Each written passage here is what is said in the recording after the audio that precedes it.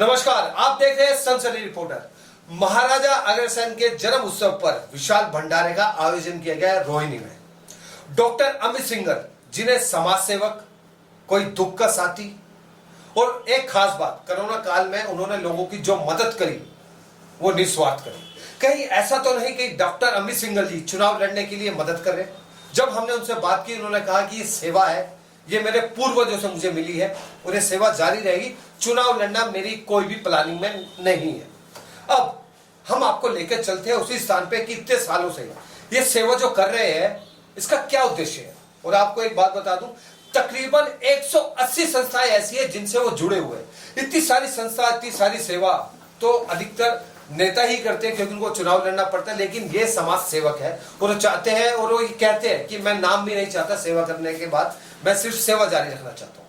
तो चलते हैं अमित सिंघल जी के पास और वहां उनके जितने भी पद अधिकारी है कि अग्रवाल समाज को वो कैसे आगे बढ़ाएंगे और क्या प्लानिंग वो कर रहे हैं। और हाँ, एक खास बात वहां सुनने को ये मिली, ये पता हमें चला कि अग्रवाल समाज के पद अधिकारी लोग, गणमान्य लोग ये कह रहे हैं कि आने वाले समय में महाराजा अग्रसेन का भी एक नेशनल हॉलीडे होगा और ये प्रस्ताव नरेंद्र मोदी जी को भेज दिया और उस पर विचार भी हो रहा है। अब ये मोदी जी विचार करेंगे हॉलीडे होता है नहीं होता, लेकिन हम कहेंगे जहाँ धार्मिक को इतने ही सारे धर्म की इतनी सारी छुट्टियां होती, तो अगर एक धर्म की छुट्टी और हो जाए तो उसमें हमारी हिंदू सनातन धर्म और आगे बढ़ेगा।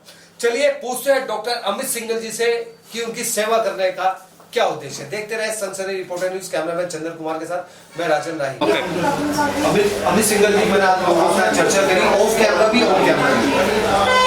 समाज सेवक, मित्र, भाई, सुख दुख का साथी, तो जो क्रांति आपने चला दी है वैसे समाज की, और पता चल रहा है कि नेशनल हॉलीडे भी हो सकता है आने वाले समय में, ये आप कैसे कर लेते हैं मैंने इस काम भी और समाज को लेकर आगे कैसे बढ़े। देखिए, हर इंसान, आज हमारे नरेंद्र मोदी जी हैं, उनके भी 2 हाथ और 2 पैर हैं, लेकिन पूरे देश को, बल्कि पूरे देश नहीं पूरे ब्रह्मांड को चला रहे हैं आज। तो अगर आप काम कोई भी अगर करना चाहता है तो सबके पास 24 घंटे का समय है, और उस 24 घंटे के समय को आप किस तरीके से मैनेज करते हैं वो आपके हाथ की बात है। और आज व्यापार तो हर कोई बंदा कर रहा है, व्यापार के लिए सिर्फ पैसा कमाने के लिए, लेकिन जब व्यापार से पैसा आपके पास आता है या समाज के रूप में जुड़ के कोई काम आता है, तो आपका एक फ़र्ज बनता है कि अगर आप सक्षम हैं तो आपका फ़र्ज है कि आप समाज के लिए भी एक अच्छे कार्य करें।